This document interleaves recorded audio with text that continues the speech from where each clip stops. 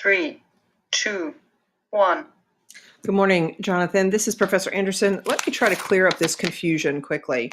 I'm sorry for any misunderstandings that may have been conveyed. Your initial feedback, and I will play this from in here. This is the feedback that I gave originally.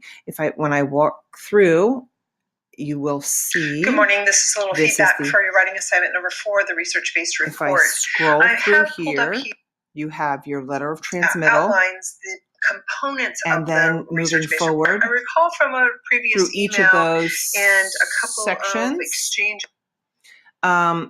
They are clearly defined. When I open up your final paper, this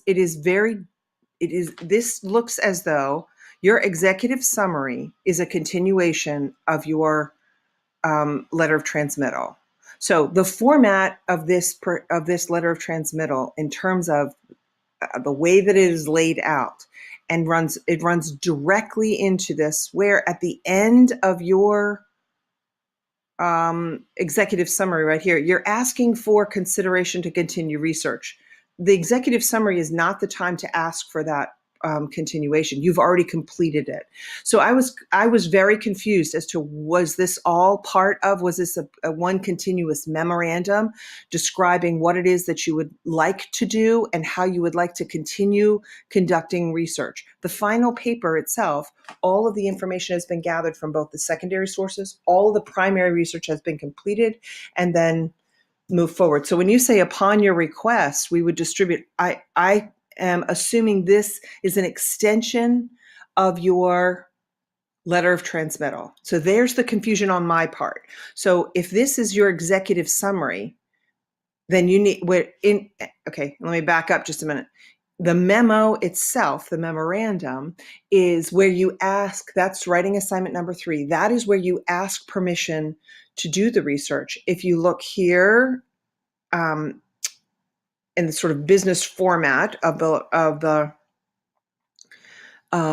letter of transmittal, the appearance is similar in format. So what I was assuming was that you were taking that idea of beginning somewhat of a memo, although you still need the to and from for your letter of transmittal, and then incorporating it into, or trying to massage it into a letter of transmittal.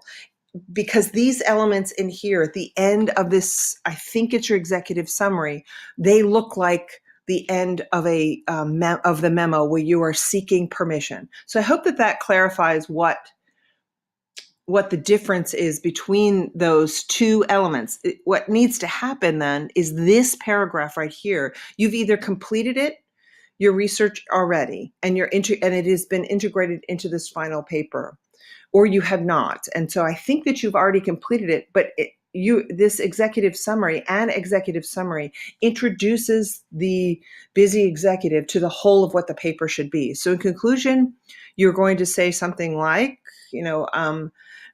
evidence supports integrating mindfulness programs into our company. The benefits will be blah, blah, and blah. So as opposed to, if may I continue to, or may I pursue internal research? So I hope that helps to clarify the difference between those two feedbacks, because this feedback for this the initial